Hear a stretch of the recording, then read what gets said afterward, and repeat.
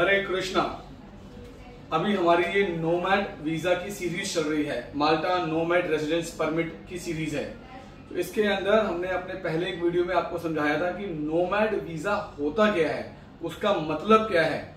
आज मैं आपको समझाने वाला हूं कि इस माल्टा नोमैड रेजिडेंस परमिट वीजा की एलिजिबिलिटी क्या है, कौन इसमें अप्लाई कर सकता है और कौन अप्लाई नहीं कर सकता। तो आपको इससे यह मालूम पड़ जाएगा कि क्या आप माल्टा का नोमैड वीजा अप्लाई कर सकते हो। अगर यस तो आप ये समझें और हमारी टीम से कांटेक्ट करें, हम आपका माल्टा का नोमैड वीजा अप्लाई करवाकर आपको देंगे। सिंपल क्राइटेरियाज हैं, मैं अभी साइड होता हूं, पहले आप इसका एक स्क्रीनशॉट भी ले लें और फिर मैं एक एक करके पॉइंट्स आपको एक्सप्लेन भी कर देता हूं। सो आप चाहें तो इसका एक स्क्रीनशॉट ले लें and then I will explain you also what is the eligibility criteria or all this. So पहला eligibility criteria है proof that you can work remotely. आपको ये प्रूफ करना पड़ेगा कि आप माल्टा में रहकर पर माल्टा में बिजनेस नहीं कर रहे, रिमोटली मतलब कि आप अपनी उस कंट्री में बिजनेस कर रहे हो जहां से आप आ रहे हो या किसी और कंट्री में।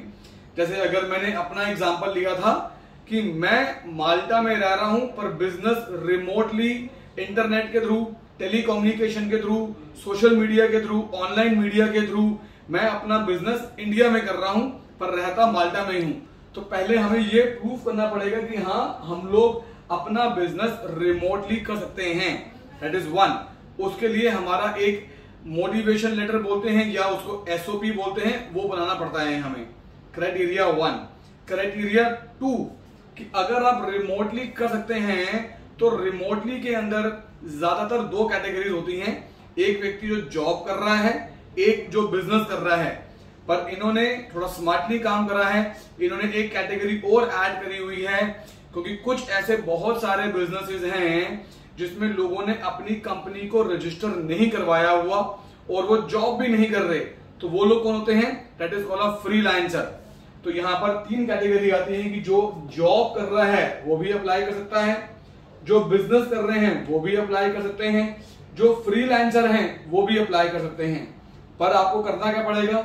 जो जॉब कर रहे हैं उनको अपना जॉब का कॉन्ट्रैक्ट, अपना ऑफर लेटर दिखाना पड़ेगा और एक जॉब डिस्क्रिप्शन दिखाना पड़ेगा कि हाँ आपका जो जॉब प्रोफाइल है वो उस प्रोफाइल का है कि आप रिमोटली आप काम कर सकते हो, आपको फिजिकल ऑफिस जाकर काम नहीं करना, आप रिमोटली करोगे।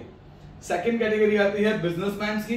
बिजनेसमैन के अंदर चाहे तो आपका प्रोप्राइटरशिप बिजनेस है, पार्टनरशिप बिजनेस है, प्राइवेट लिमिटेड बिजनेस है जिसमें आप शेयर होल्डर हैं, डायरेक्टर हैं, पार्टनर हैं।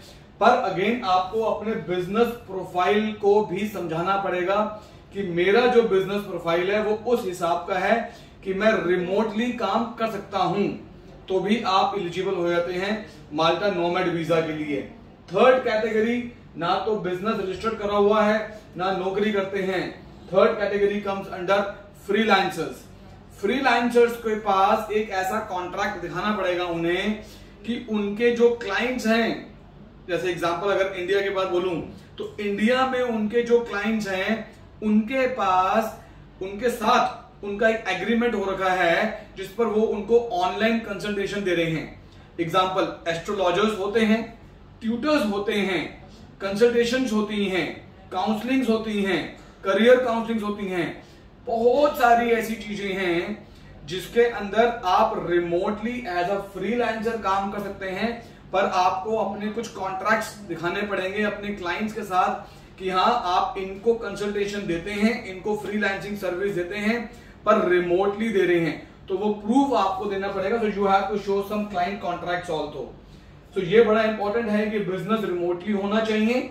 आप जॉब कर रहे हैं, आप बिजनेस कर रहे हैं, फ्रीलांसर हैं, कुछ भी हैं, आप अप्लाई कर सकते हैं। एक और बहुत ज्यादा इंपॉर्टेंट क्राइटेरिया है इसके अंदर कि आप जो अपना जॉब कॉन्ट्रैक्ट दिखाएंगे या अपना बिजनेस दिखाएंगे या अपने क्लाइंट कॉन्ट्रैक्ट दिखाएंगे, इनके अंदर एक चीज वेरी वेरी इंपॉर्टेंट, मतलब इसको आप फिर मान लें कि very very very very important है कि आपको अपनी इनकम, यहां मैं आपको आपकी सैलरी नहीं बोल रहा हूं क्योंकि सैलरी सिर्फ इस कैटेगरी के लिए होगी, तो आपको अपनी इनकम जो दिखानी है पेपर्स के अंदर और जो आपकी बैंक स्टेटमेंट में भी दिखनी चाहिए, again I am repeating, bank statement में भी दिखनी चाहिए और पेपर्स में भी दिखनी चाहिए, that is minimum, this is not the maximum, it's a minimum salary must be €2700। सो आपकी मंथली इनकम 2700 यूरो आपकी स्टेटमेंट में भी और आपके पेपर्स में भी दिखनी चाहिए, तो ही आप थ्रेशोल्ड के लिए, आप इसके लिए एलिजिबल होते हैं। इसके बाद की जो डॉक्यूमेंट है that is called passport, definitely passport होना चाहिए। हेल्थ इंश्योरेंस, आपके पास मिनिमम 1 साल की हेल्थ इंश्योरेंस लेनी है आपने। शेंगन कंट्रीज की एक पूरी लिस्ट होती है वीएफएस के अंदर की किस किस इंश्योरेंस कंपनी से आपको लेना है, तो आई एडवाइस की कम से कम 50,000 यूरो की इंश्योरेंस आपके पास होनी चाहिए। थर्ड, आप जब माल्टा जाएंगे तो कहीं तो जाके रहेंगे, तो आपके पास जहां जाके रहेंगे उसका प्रूफ होना चाहिए, या तो वो रेंटल प्रॉपर्टी हो या आपने परचेज करी हो। अगर रेंटल ली हुई है तो उसका रेंट एग्रीमेंट आपको दिखाना पड़ेगा। नेक्स्ट है कि जो भी पेपर्स हम जमा करेंगे वो पेपर्स को माल्टा वीएफएस, माल्टा आईडी माल्टा उसको वेरीफाई करेगा। सो आपको इन पेपर्स के अंदर भी कोई गाइडेंस, कोई सपोर्ट चाहिए तो भी हमारी टीम आपको सपोर्ट करेगी, हेल्प करेगी। आपको माल्टा का नोमैड वीजा अप्लाई करना है, वहां पर भी हमारी टीम आपको हेल्प करेगी, गाइड करेगी, आपका पूरा A to Z प्रोसेस करेगी। माल्टा के अंदर ही लॉयर के साथ हमारा एग्रीमेंट साइन है, हमारा MOU साइन है। एक एक स्टेप हमारे लॉयर जो माल्टा के अंदर हैं, जो लोकल माल्टीज हैं, जिन्होंने माल्टा में ही अपना बॉर्न बॉटअप है, माल्टा में लॉ करी हुई है, माल्टा में लॉ फॉर्म चला रहे हैं, वो आपका A to Z प्रोसेस माल्टा का आपको करके करवा के देंगे आपको हम लोग, सॉरी। सो जो लोग इंटरेस्टेड है माल्टा नोमैड वीजा के लिए, आप नीचे डिस्क्रिप्शन में हमारे नंबर्स दिए गए हैं, आप बात कर सकते हैं। हमारे ऑफिसेस नोएडा में हैं, दिल्ली में हैं, सिरसा में हैं, कुरुक्षेत्र में हैं, हैदराबाद में हैं, एक्सक्यूज मी, सूरत गुजरात में हैं, ये हमारे इंडिया में ऑफिसेस हैं।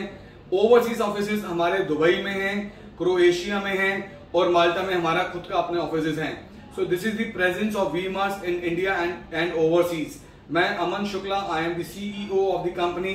Thank you so much. Hare Krishna.